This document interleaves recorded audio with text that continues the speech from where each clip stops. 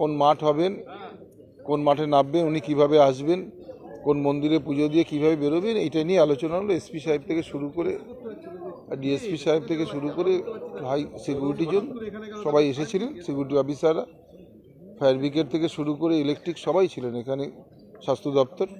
সেইভাবেই কথা হয়েছে যে ওনার 9 তারিখের আসার নিয়েই জাস্ট একটা এসএল মিটিং চললো।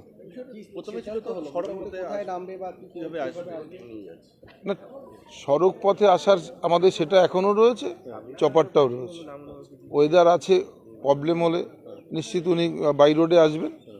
আর যদি সেক্ষেত্রে অসুবিধা হয় না হয় তাহলে ওয়েদার ভালো থাকলে চপারে আসবেন। এই অবধি কথা হয়েছে।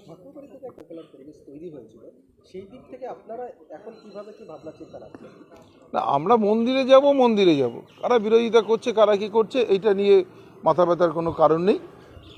আমরা মন্দিরে যাবার জন্য, তিনি পুজো দেওয়ার জন্য আসছেন কলকাতা থেকে, অতএব তিনি পুজো দিতেই যাবেন।